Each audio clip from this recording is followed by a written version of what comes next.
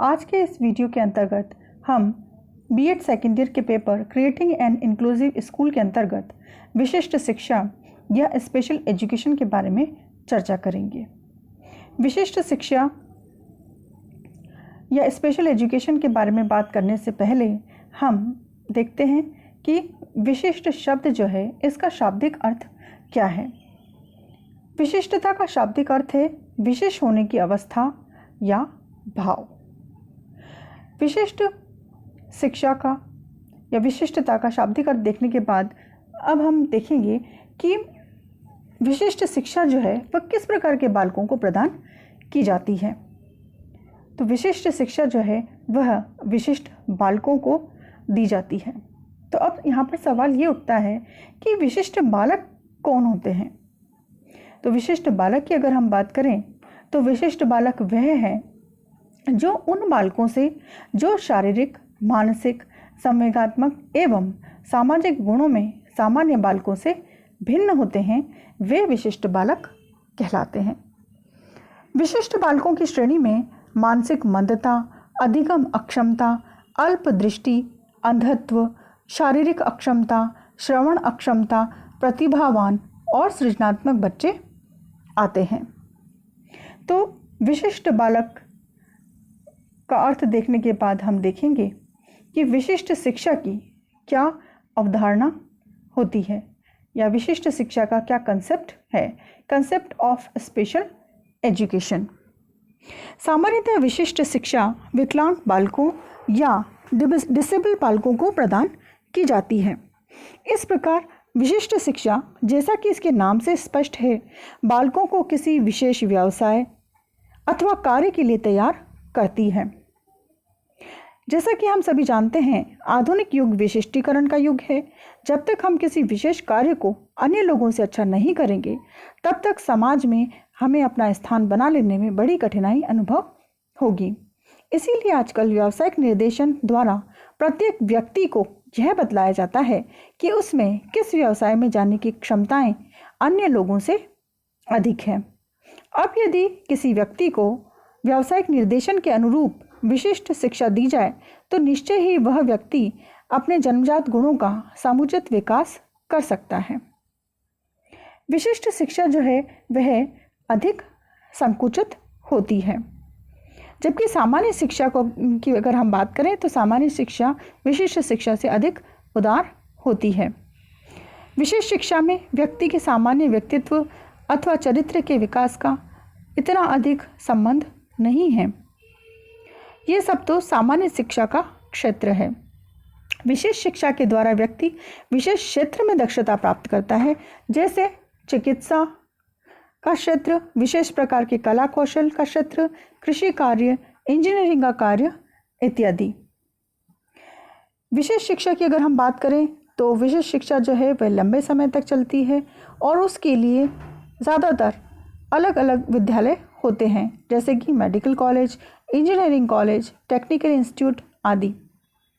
विशिष्ट शिक्षा सामान्य शिक्षा की तुलना में अधिक खर्चीली होती है। हम जानते हैं कि बहुत कम लोग ही मेडिकल अथवा इंजीनियरिंग विद्यालयों की पढ़ाई का खर्चा वहन कर सकते हैं। दूसरी ओर सामान्य शिक्षा सभी आसानी से प्राप्त कर लेते हैं एवं सामान्य शिक्षा के लिए विशेष गुणों की आवश्यकता नहीं होती है। विशिष्ट शिक्षा का लाभ तभी हो सकता है जबकि व्यक्ति में उसके अनुरूप शारीरिक और मानसिक गुण पहले से ही विद्यमान हों। देश की उन्नति में भी विशिष्ट शिक्षा का महत्वपूर्ण योगदान है।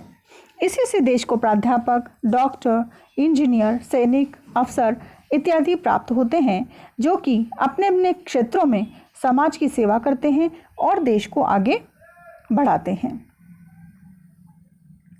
अब हम बात करेंगे विशिष्ट शिक्षा के अर्थ और उसकी परिभाषा की।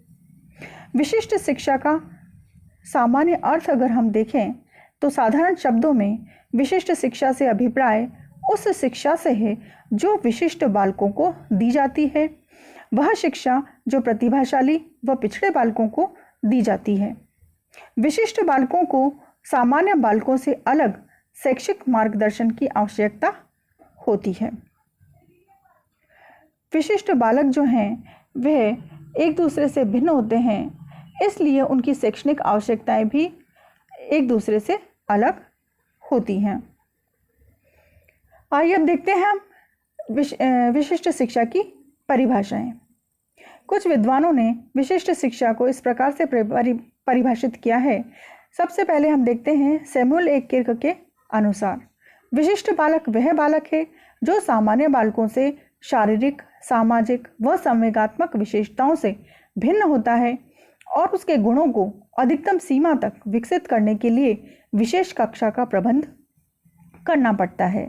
जेटी हंट के अनुसार विशिष्ट बालक वे हैं जो शारीरिक, संवेगात्मक या सामाजिक विशेषताओं में सामान्य बालकों से इतने पृथक हैं कि उनकी क्षमताओं के अधिकतम विकास के लिए विशिष्ट शिक्षा सेवाओं की आवश्यकता होती है।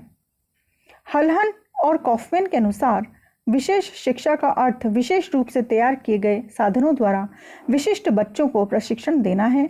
इसके लिए विशिष्ट साधन, अध्यापन तकनीक, सामग्रियों और सुविधाओं की आवश्यकता होती है। इन परिभाषाओं के आधार पर अगर हम विशिष्ट शिक्षा की बात करें तो विशिष्ट शिक्षा में विशिष्ट बालक जो कि सामान्य बालकों से शारीरिक, सामाजिक और संवेगात्मक विशेषताओं से भिन्न होते हैं, उनके गुणों को विकसित करने के लिए विशेष कक्षा का प्रबंध किया जाता है। विशिष्ट बालक वे होते हैं जो सामान्य बालकों से इतने अलग होते हैं कि उनकी क्षमताओं के अधिकतम विकास के लिए हमें विशिष्ट शिक्षा सेवाओं की आवश्यकता होती है। और इन विशिष्ट शिक्षा सेवाओं के अंतर्गत हम विशिष्ट साधनों, विशिष्ट अध्यापकों, अध्यापन तकनीकों, सामग्रियों और सुविधाओं, इन सभी का प्रबंध जो है हमें करना होता है। तो इन परिभाषाओं के आधार पर अगर हम विशेष शिक्षा की प्रकृति की बात करें तो विशेष शिक्षा की प्रकृति के संबंध में निम्नलिखित निष्कर्ष निकाले जा सकते हैं। पहला है, यह प्रकृति से निदानात्मक है, अर्थात यह विशिष्ट बालकों की सामान्य बालकों से भिन्नता की मात्रा व प्रकृति की पहचान व निर्धारण करती है तथा उन्हें विशेष देखभाल तथा शिक्षा प्रदान करने के लिए एक या विभिन्न प्रकार की विशिष्टता में वर्गीकृत तथा नामित करती है। देखिए, जो विशेष कक्षा होती है उसमें अलग अलग प्रकार की विशिष्टता वाले बालक जो हैं होते हैं। प्रतिभाशाली बालक भी हो सकते हैं, सृजनात्मक बालक भी हो सकते हैं, शारीरिक रूप से कमज़ोर या पिछड़े हुए बालक भी हो सकते हैं। अब शारीरिक रूप से भी उनकी जो कमियां हैं वे अलग अलग प्रकार की हो सकती हैं। कोई नेत्रहीन बालक हो सकता है, कोई बहरा हो सकता है, कोई चलने फिरने में अक्षम हो सकता है। अब उसमें भी अलग अलग उनकी कमियां जो है वह अधिक या कम हो सकती हैं। कोई बालक पूर्ण रूप से नेत्रहीन हो सकता है या कोई बालक ऐसा हो सकता है जिसे कि आंशिक रूप से कम दिखाई देता हो। इसी प्रकार से कोई बालक ऐसा हो सकता है जिसे कि बिल्कुल सुनाई नहीं देता हो, या कोई बालक ऐसा हो सकता है जिसे कि थोड़ा कम सुनाई पड़ता हो। इसी प्रकार अगर हम चलने फिरने की बात करें तो कोई बालक ऐसा हो सकता है जो लंगड़ा कर चलता हो, या कोई बालक ऐसा हो सकता है जो कि पूर्ण रूप से व्हील चेयर पर ही रहता हो।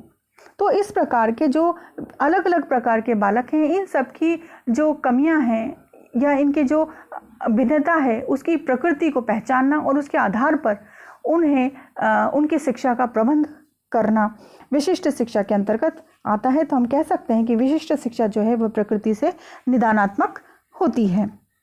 दूसरा है उद्देश्यपूर्ण शिक्षा। इसका लक्ष्य उद्देश्यपूर्ण शिक्षा प्रदान करना है जिससे विशिष्ट बालक के समायोजन व शिक्षा के मार्ग में होने वाली बाधाओं को कम तथा दूर किया जा सके। विशेष शिक्षा जो है वह एक लक्ष्य, उद्देश्यपूर्ण शिक्षा प्रदान करने का एक लक्ष्य लेकर चलती है जिससे कि जो भी बालक है उसकी आवश्यकताओं के अनुसार उसकी आवश्यकताओं को समझते हुए उसकी शिक्षा का प्रबंध किया जाए और उसके अधिक से अधिक उसके समायोजन का प्रयास किया जाए और उसकी शिक्षा में के मार्ग में जो भी बाधाएं आ रही हैं उन सबको कम किया जा सके या फिर दूर किया जा सके। जैसे कि अगर कोई बालक पूर्ण रूप से अंधा है या नेत्रहीन बालक है तो उसके लिए ब्रेल लिपि की पुस्तकें उपलब्ध करवाना। इसी प्रकार से अगर किसी बालक को कम सुनाई देता है तो उसके लिए हियरिंग मशीन का इंतज़ाम करना। और इसी प्रकार से अगर यदि किसी बालक को कम दिखाई देता है तो उसे ऐसी जगह पर या जिसे शामपट पर अध्यापक द्वारा किए जा रहे कार्य को देखने में कठिनाई का अनुभव हो रहा है, तो उसे इस तरीके से बैठाना कि उसे वहाँ से शामपट कार्य जो है वह ठीक प्रकार से दिखाई दे सके। तो ये सारी जो भी दिक्कतें हैं या जो भी परेशानियां हैं, विशिष्ट शिक्षा का यह उद्देश्य होता है कि इन सभी परेशानियों को या बालक के शिक्षा के मार्ग में आने वाली इस प्रकार की जो भी परेशानियां हैं उन सबको दूर किया जा सके या कम किया जा सके और उस बालक का अधिकतम विकास किया जा सके। विशिष्ट शिक्षा विकासात्मक है। यह बालक की विशिष्टता को पहचानकर जीवन पर्यंत उसे मार्गदर्शन देती है।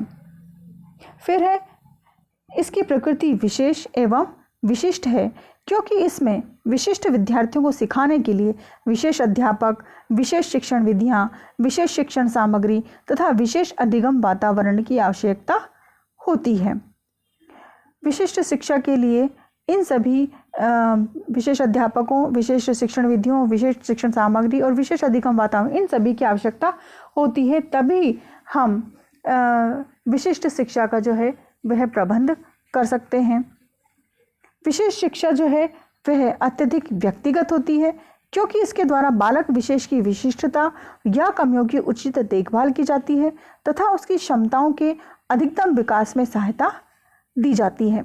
देखिए, हमने अभी भी बात की थी कि जो विशेष कक्षा है उसके अंदर हर प्रकार की विशिष्टता वाले बालक जो हैं वो होंगे। तो उन सभी बालकों की अलग अलग विशिष्टताओं को या उनकी कमियों को पहचान कर उसके आधार पर ही उन्हें उनकी शिक्षा का प्रबंध किया जाता है। तो विशिष्ट शिक्षा में हर बालक पर व्यक्तिगत रूप से ध्यान दिया जाता है। इसलिए हम कह सकते हैं कि विशिष्ट शिक्षा जो है वह प्रकृति से व्यक्तिगत होती है। नेक्स्ट है, ये लक्ष्य केंद्रित होती है जिसमें बालक की आवश्यकताओं पर विशेष ध्यान देकर उसके अधिकतम समायोजन व उन्नति में सहायता दी जाती है। आज के इस वीडियो में हमने विशिष्ट शिक्षा का अर्थ, उसकी परिभाषा, विशिष्ट शिक्षा की अवधारणा और विशिष्ट शिक्षा के नेचर और प्रकृति के बारे में चर्चा की है। आशा है आपको ये वीडियो पसंद आया होगा।